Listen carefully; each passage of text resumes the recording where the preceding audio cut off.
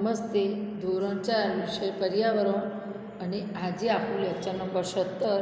હવે જુઓ, ગયા લેક્ચરમાં પાઠ 21 સમજી ગયા હતા. હવે આજે આપણે પાઠ નંબર 22 સમજીશું. પાઠ નંબર 22 છે પટોળા. તમને ખબર હશે બેટા, જો પાઠની શરૂઆત કરીએ એના પહેલાં થોડુંક સમજાવું તમને કે પટોળા. તમને ખબર હશે કે આપણે કહીએ છીએ ને કે પાટણના પટોળા બહુ જ પ્રખ્યાત છે.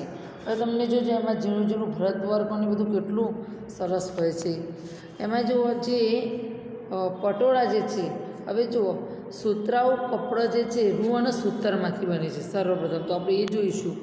પ્રાચીન સમયથી આપણા દેશમાં ઘણી બધી જગ્યાઓ વિવિધ પ્રકારની વસ્તુઓ બનાવવા માટે ખૂબ જ પ્રખ્યાત છે.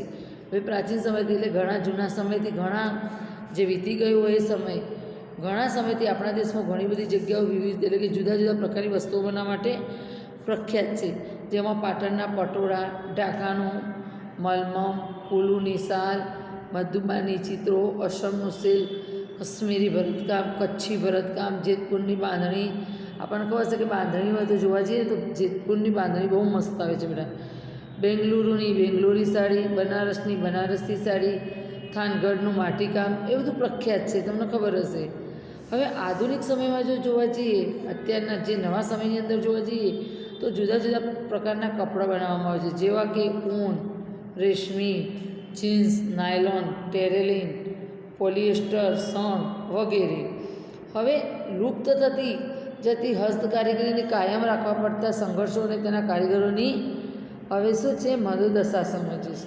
હવે એ જે આ જે કારીગરી એટલે કે હાથથી જે આ જે પટોળા છે એમાં ઝીણું કેવું સરસ ભરતવર્ક છે, હાથથી વણાટ કરેલું તૈયાર પટોળું હોય એ કેટલું મસ્ત હોય છે ને. હવે દરેક કપડાના રંગ અલગ અલગ હોય એટલે કે કપડાં રંગબેરંગી હોય. હવે કેટલાક કપડામાં આપણને જો આમ જોવા જઈએ તો જુદી જુદી ભાતીગર એટલે જુદી જુદી સરસ મજાની ડિઝાઇન જોવા મળે છે.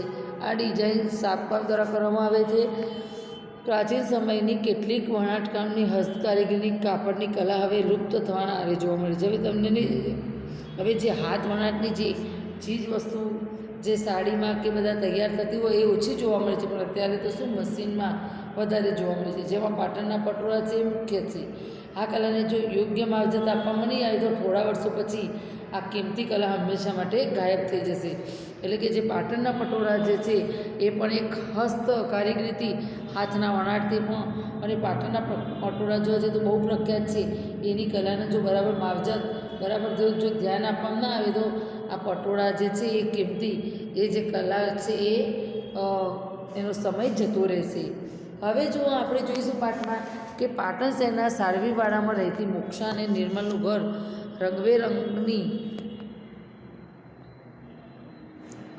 રંગબેરંગી રેશમની આંટીઓથી ભરેલું રહે છે. હવે પાટણ શહેરના જે સાળવીવાડામાં રહેતી મોક્ષા અને નિર્મલનું ઘર કેવું રંગબેરંગી રેશમની આંટીઓથી ભરેલું રહે છે.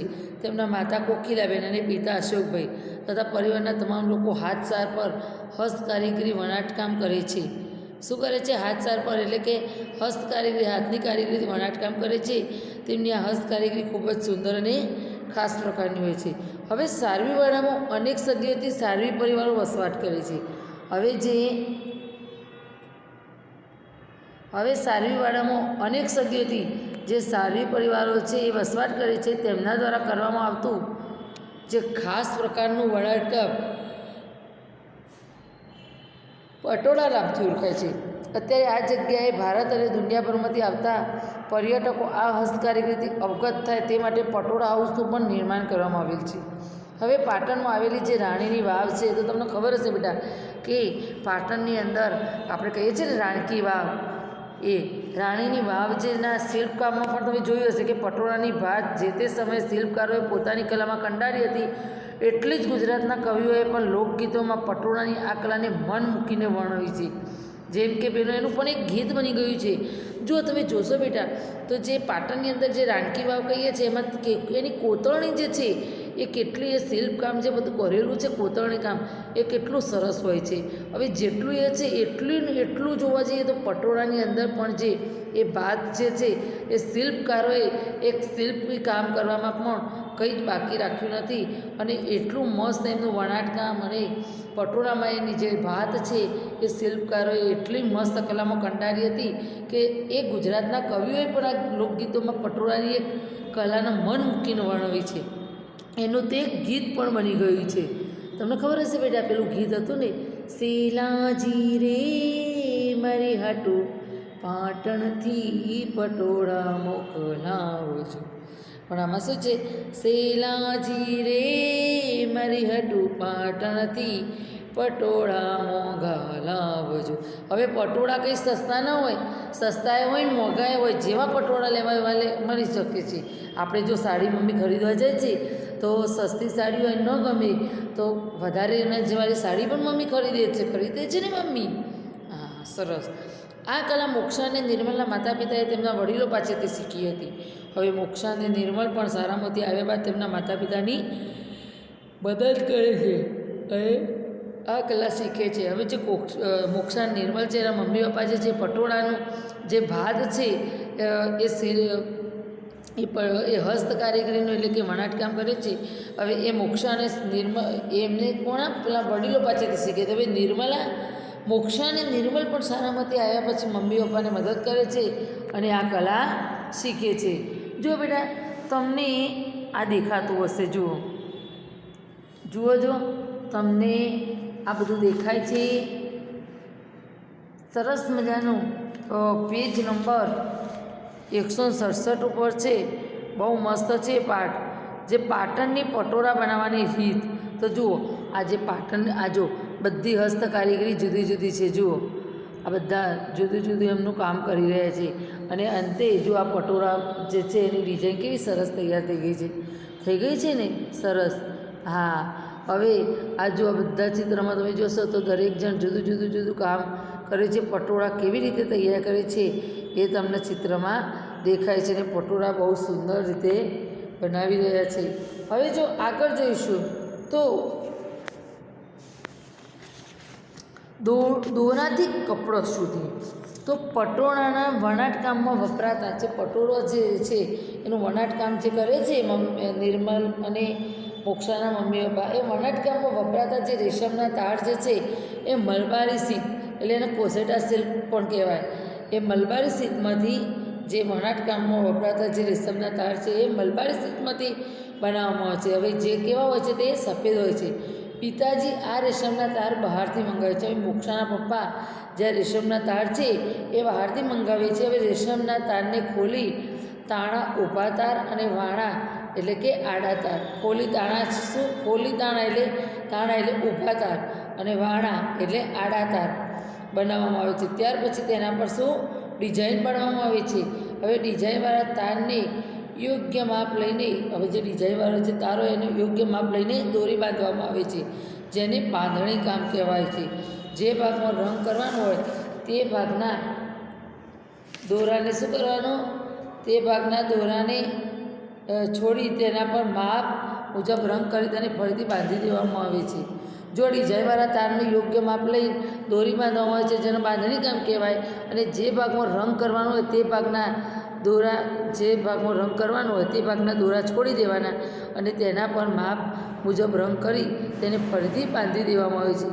આ કામ ખૂબ જ મહેનત અને સમય માગી લે છે. હવે તાણો અને વાણાના તાર પર એટલે કે ઊભા તાર અને આડા તાર પર ડિઝાઇન અને રંગ કામ થયા પછી તેને વણાટ માટે સાર પર ગોઠવી વણાટકામ કરવામાં આવે છે. આમ 4 થી 6 માસની મહેનત પછી સુંદર અને રંગબેરંગી પટોળું તૈયાર થાય છે. મેં તમને હમણાં જે આ ફોટો બતાવ્યો, જો એ જ સમજવાનું છે કે કઈ રીતે આ થાય છે. તો જુઓ એમાં કોસેટા સિલ્કમાંથી બનાવવામાં આવે છે. હવે રેશમના તાર બહારથી મંગાવવામાં આવે. હવે જે રેશમના તારને ખોલી તાણા એટલે કે ઊભા તાર અને આડા તાર બનાવવામાં આવે. ત્યાર પછી તેના પર ડિઝાઇન પાડવામાં આવે. અને ડિઝાઇનવાળા તારનું યોગ્ય માપ લઈ લે અને પછી દોરી બાંધવામાં આવે એને બાંધણી કામ કહેવાય. અને જે ભાગમાં રંગ કરવાનો તે ભાગના દોરા છોડી તેના પર માપ મુજબ રંગ કરી તેને ફરીથી બાંધી દેવામાં આવે. એટલે આમાં શું મહેનત અને સમય લાગે છે. અને જો આડા તાર અને ઊભા તાર હોય એના પર ડિઝાઇન અને રંગકામ થયા પછી તેને વણાટ માટે સર પર ગોઠવી વણાટ કામ કરવામાં આવે છે. હવે આ આખું પટોળું તૈયાર કરતાં 4 થી 6 માસ મહેનત પછી સુંદર અને રંગબેરંગી પટોળું તૈયાર થાય છે. હવે તાણો અને વાણા પાકા રંગોથી રંગાયા હોવાથી પટોળાનો રંગ જવાનો પ્રશ્ન જ રહેતો નથી. હવે જે તાણા અને વાણા એટલે કે જુઓ, જે તાણા એટલે કે ઊભા તાર અને વાણા એટલે કે આડા તાર. હવે ઊભા તાર અને આડા તાર જે છે એ પાકા રંગોથી રંગાયેલા હોય છે, જેથી પટોળામાં જે રંગ જવાનો પટોળાનો રંગ જવાનો પ્રશ્ન જ નથી રહેતો. પટોળાનું ટકાઉપણું અને રંગોની ચમક વર્ષો સુધી તાજી રહે છે. આથી ગુજરાતમાં કહેવત પડી છે કે પડી પટોળે ભાત ફાટે પણ ફીટે નહીં. પડી પટોળે ભાત એટલે કે જો પટોળામાં જે ભાત પડી ગઈ હોય છે એ ફાટી જાય ને ત્યાં સુધી પણ એની ડિઝાઇન શું કહેવાય એનો કલર જતો નથી. હવે હસ્ત કારીગરી જોખમમાં એટલે કે પટોળા તૈયાર કરવામાં વણાટ, ડિઝાઇન અને રંગકામની આવડત માટે થોડીક ચીવચ એટલે કે જો પટોળા તૈયાર કરવા એમાં જો વણાટ હોય, ડિઝાઇન કામ હોય, રંગકામની આવડત હોય, પણ એ માટે શું કહેવાય ચીવટ એટલે કે કાળજી અને ધીરજ રાખવી જરૂરી છે. ઘણા દિવસોની એમાં મહેનત માગી લે છે. મેં હમણાં કહ્યું ને તમને કે 4 થી 6 મહિના જેવું તો સમય જતો રહે છે. હમણાં સમજાવ્યું હતું મેં તમને. મલબારી સિલ્કના તાર અને રંગો ખૂબ જ મોંઘા હોવાથી હવે જો જે આ પટોળા તૈયાર કરીએ છીએ એમાં પટોળાના વણાટકામમાં જે પટોળા તૈયાર થાય એમાં જે પટોળાના વણાટકામ થતું હોય એમાં રેશમ તારના જે મલબારી સિલ્ક આવે છે એ મલબારી સિલ્કના જે તાર આવે છે એ અને તે રંગો ખૂબ જ મોંઘા હોય છે. તેથી પટોળા ખૂબ જ ઊંચી કિંમતે વેચાય છે. પ્રાચીન સમયથી ચાલી આવતી આ હસ્તકારીગરી સાથે જોડાયેલા 700 પરિવારમાંથી અત્યારે માત્ર 3 જ પરિવારો પટોળાની આ અનમોલ હસ્તકારીગરીને જીવંત રાખવા મથી રહ્યા છે. બીજા ઘણા બધાએ આ વ્યવસાય છોડી દીધો છે. શું કહે છે કે હસ્તકારીગરી એટલે કે હાથની કારીગરીથી જોડાયેલા જે આ 700 પરિવાર છે એમાંથી અત્યારે 3 જ પરિવારો એવા છે કે પટોળાની જે અનમોલ કિંમતી જે હાથની કારીગરીથી એ જીવંત રાખી રહ્યા મથ્યા છે. બાકી તો બધાએ વ્યવસાય છોડી દીધો છે. પાટણના પટોળાની હસ્તકારીગરી માત્ર પાટણની જ નહીં પરંતુ ગુજરાત અને ભારતની શાન અને દેશનું ગૌરવ છે. જે પાટણના પટોળા છે એની હસ્તકારીગરી એટલે હાથની જે કારીગરી છે એ ફક્ત પાટણમાં જ નથી વખણાતી પરંતુ ગુજરાત અને આખી ભારતની એક શાન અને એક દેશનું ગૌરવ વધારે છે. પ્રાચીન વારસો અને ભારતીય સંસ્કૃતિની ઓળખ સમા પટોળાની આ અમૂલ્ય અને બેનમૂન હસ્તકારીગરીને લુપ્ત થતી અટકાવવા આપણે પટોળાની સારી કિંમત આપી આ લુપ્ત થતી હસ્તકારીગરીના કસબીઓને મદદ કરવી જોઈએ. નહીં તો આ કિંમતી કલા હંમેશા માટે ગાયબ થઈ જશે. હવે જે પટોળા પાટણના પ્રખ્યાત છે એને શું એની જે કારીગરી છે એનું જે એક પટોળાની જે અમૂલ્ય અને બેનમૂન જે હસ્તકારીગરી છે એને લુપ્ત થતી અટકાવવી જોઈએ. અટકાવવા માટે આપણે પટોળાની સારી કિંમત પણ આપીએ પણ એટલે જે લુપ્ત થઈ ન જાય.